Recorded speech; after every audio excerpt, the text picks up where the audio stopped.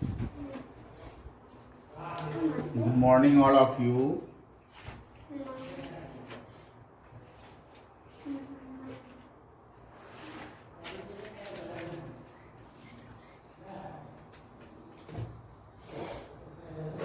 Last 7 minutes.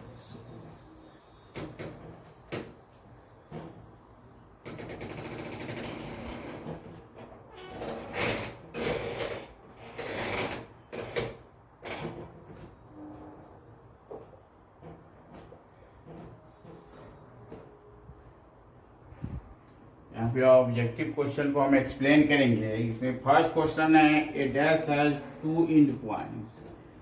A dash has 2 end points. तो हम जानते हैं कि क्या हो जाएगा, इसमें लाइन सेगमेंट हो जाएगा। लाइन सेगमेंट, हम लाइन सेगमेंट के डिफिनीशन में पढ़े थे कि लाइन सेगमेंट का क्या होता है, नहीं एंड पॉइंट्स होता है। जैसे कि ए बी, यह क्या हो जाएगा, लाइन सेगमेंट हो गया, क्योंकि इसका ए भी हमको मालूम है और बी भी मालूम है। इसी में अगर हम एरो अगर दे देते हैं तो यह क्या हो जाता है, लाइन हो जाता है। यह क्या हो जाता है, लाइन हो जाता है। लेकिन यहाँ पे हमको ए भी पता है और बी भी पता है, इसलिए हम इसको क्या बोलेंगे, लाइन सेगमेंट बोलते हैं। ठीक है। दूसरा नंबर ऑब्जेक्टिव क्वेश्चन है, a dash is a line that intersect 2 or more line at distinct points. A dash is a line that intersect 2 or more line at distinct points. 2 या 2 से अधिक line को एक डिस्टिंक्ट पॉइंट पे काटता है, उस लाइन को हम क्या बोलते हैं, तो उस लाइन को हम बोलते हैं ट्रांसवर्सल। क्या बोलते हैं, ट्रांसवर्सल बोलते हैं, ट्रांसवर्सल। जैसे कि यह लाइन है या 2 लाइन है, इसको यह काट दिया 2 पॉइंट पे, अलग अलग 2 पॉइंट पे काटा। तो मान लीजिए कि यह ए बी है, सी डी है और यह ई एफ है। तो ई एफ लाइन क्या कहलाएगा, ए बी और सी डी का क्या कहलाएगा, ट्रांसवर्सल कहलाएगा। क्या कहलाएगा, ट्रांसवर्सल कहलाएगा। 2 rays meeting at a point form dash. अब जैसे कि 2 रेज है और इस तरह अगर आता है तो क्या फॉर्म कर दिया, या बेंड हुआ या क्या हो गया, एंगल हो गया। तो एंगल को वह क्या करता है, फॉर्म करता है। 2 रेज जब एक पॉइंट पे मिलता है, यह दोनों एक पॉइंट पे मिल गया और तो यह क्या फॉर्म किया, एक एंगल फॉर्म किया। 3 में the arms of P Q R. अब हम इसी एंगल को हम मान लेते हैं पी क्यू आर होता है, तो मिडिल का जो होता है वह एंगल होता है। यह मान लीजिए पी हो गया, क्यू हो गया या आर हो गया। तो इसका आर्म्स क्या हो गया, एक आर्म पी क्यू हो गया, एक आर्म क्यू आर हो गया। तो हम इसको क्यू पी भी लिख सकते हैं, क्यू पी भी एक आर्म हो सकता है, एक आर्म क्यू आर भी हो गया, क्यू आर। तो इसको हम रे द्वारा दर्शाएंगे। ठीक है, क्योंकि इसका क्यू हमको पता है और आर पी जो है आगे की ओर बढ़ा हुआ है, इन्फिनिटी पे है। ठीक है, तो इसको हम क्यू पी और क्यू आर को हम क्या बोलेंगे, रे बोलेंगे।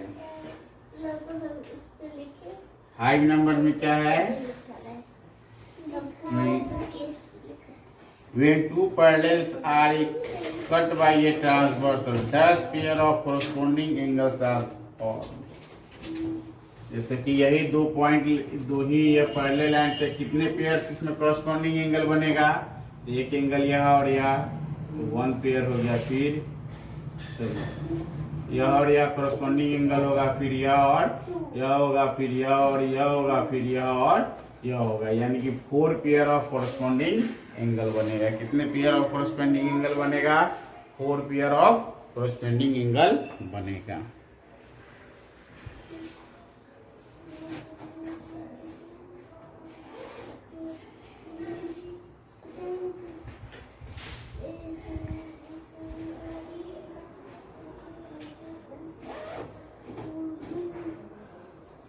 6 में क्या है, when two parallel line are cut by a alternate interior angles are formed।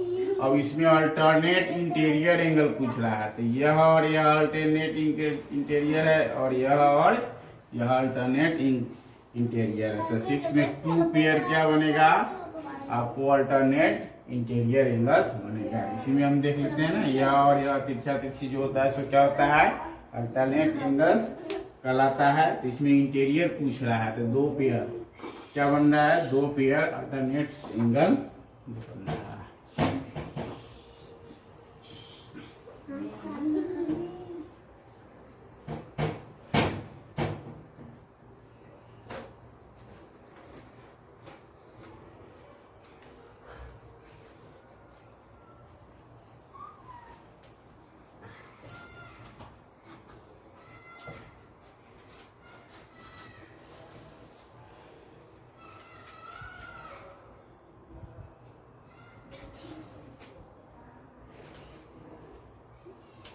Seven में है, when two parallel lines are cut by a transversal pair of co-interior angles।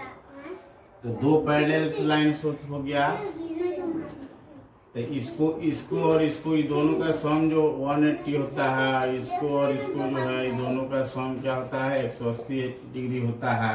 इसको हम क्या बोलते हैं, को इंटीरियर एंगल होते हैं। तो 2 पेयर्स ऑफ को इंटीरियर एंगल्स हो गया। 8 में आपका क्या होगा, if two adjacent angle are supplementary they form a dash। if two adjacent angles are supplementary का मतलब है कि दोनों का सम क्या होगा, एडजेसेंट होगा। एडजेसेंट में भी यही है,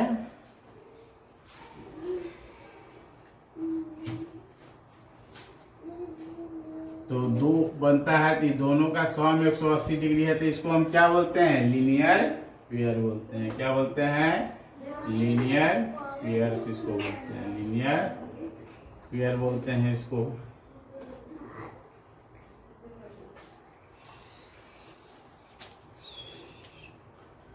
to lines in a plane और आइदर डैश और डैश, या तो वो एक दूसरे को कटेगा या नहीं कटेगा, तो या तो पैरेलल होगा या इंटरसेक्टिंग होगा।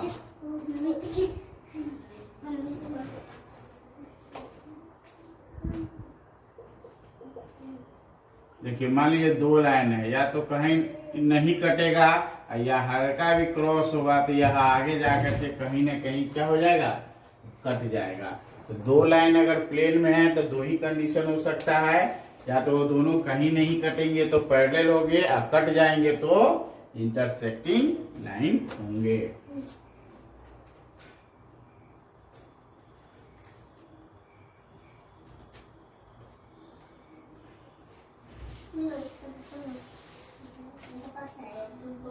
The non-common arms of the angles of a linear pair are dashed।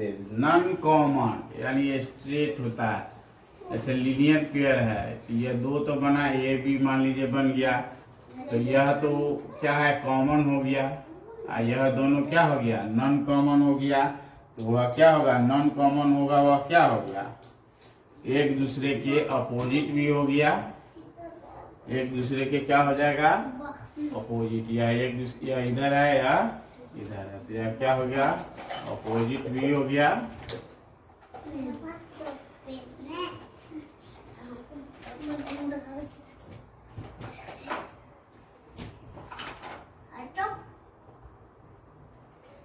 या ऐसे भी हम देखते हैं, यह भी क्या है, एडजेसेंट एंगल है, तो यह तो कॉमन हो गया, तो यह इधर है और यह इधर, यानी यह एक दूसरे के क्या हो गया, अपोजिट हो गया।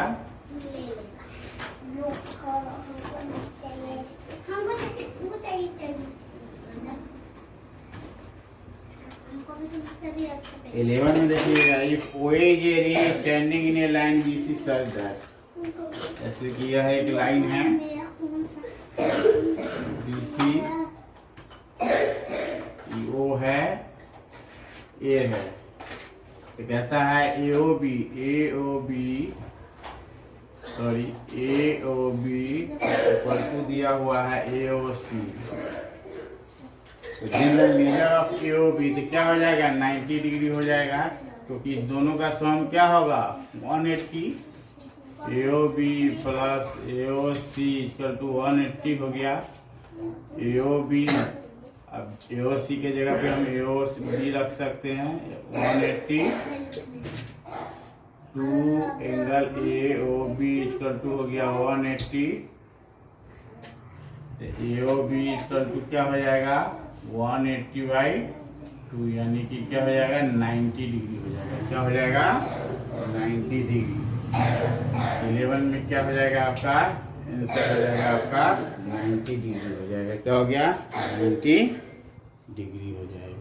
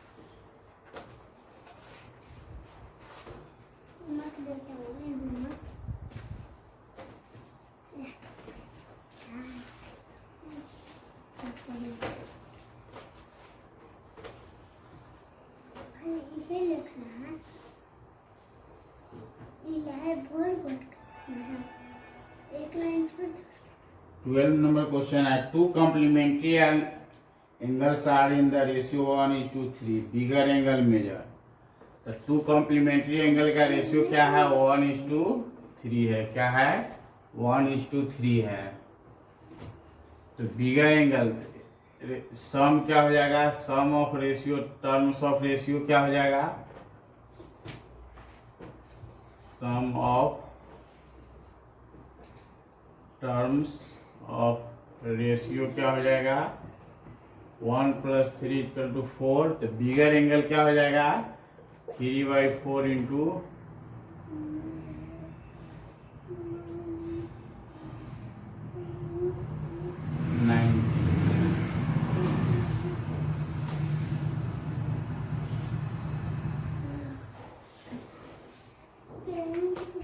90 हो गया 2 हो गया।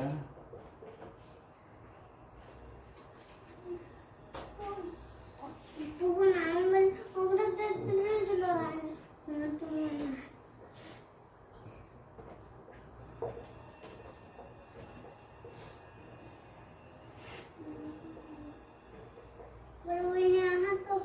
67.5 डिग्री हो जाएगा। क्या हो जाएगा 67.5 डिग्री हो जाएगा आपका 12 का। 13 में आइए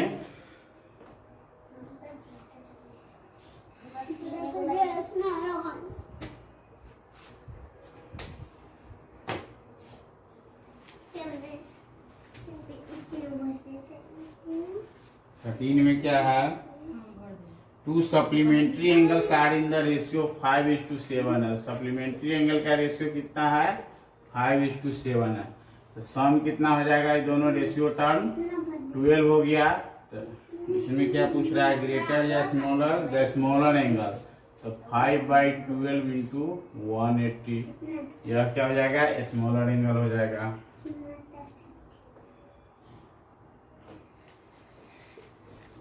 यानी कि 75 डिग्री क्या हो जाएगा 13 का 75 डिग्री हो गया आपका स्मॉलर एंगल क्या हो जाएगा 75 डिग्री हो जाएगा। 14 नंबर क्वेश्चन देखेंगे। 14 में क्या है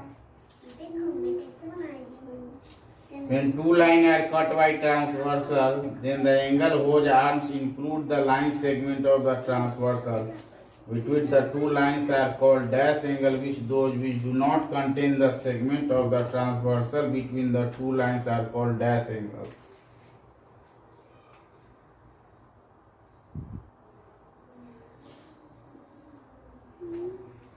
In two lines cut by transversal, जैसे कि दो लाइन जो है ट्रांसवर्सल है, देन एंगल हो जाएगा इंक्लूड द लाइन सेगमेंट। तो लाइन सेगमेंट यही हो गया, यह जो है इस दोनों पॉइंट हमको मालूम है, तो ये सब क्या हो गया लाइन सेगमेंट पे बना। यह जो है लाइन सेगमेंट पे नहीं हुआ, तो यह सब क्या कहलाता है एक्सटीरियर। क्या कहलाता है एक्सटीरियर कहलाता है, अंदर वाला क्या कहलाता है इंटीरियर। तो 14 में वही पूछ रहा है कि वो दोनों एंगल क्या कहलाएगा। The lines called the dash angle which not contain the segment, तो ये हो जाएगा इंटीरियर एंगल, इसमें लाइन सेगमेंट का प्रयोग है, एक्सटीरियर में लाइन सेगमेंट का प्रयोग नहीं है। नहीं, इसमें यह जो है यह पॉइंट और यह पॉइंट मालूम है, तो इंटीरियर में लाइन सेगमेंट का यूज होता है, एक्सटीरियर में लाइन सेगमेंट का यूज नहीं है। इसी तरह 15 नंबर क्वेश्चन देखेंगे।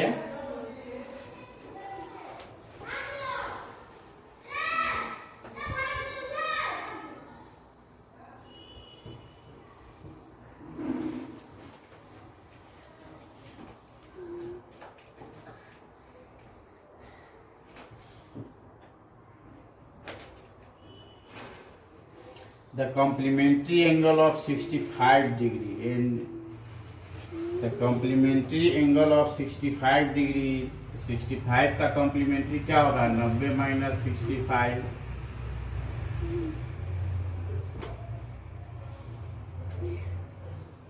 (25 डिग्री हो गया। और फिर कहता है and it supplementary angle is, तो सप्लीमेंट्री 180 में से 65 घटाइए,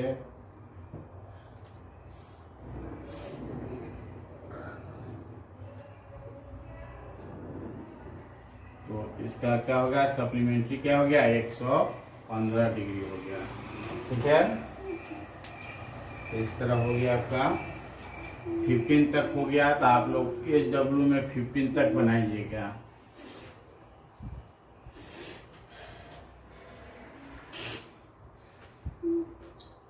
Do questions up to 15, exercise 13B। 13B का आप लोग 15 तक बनाएंगे। Thank you.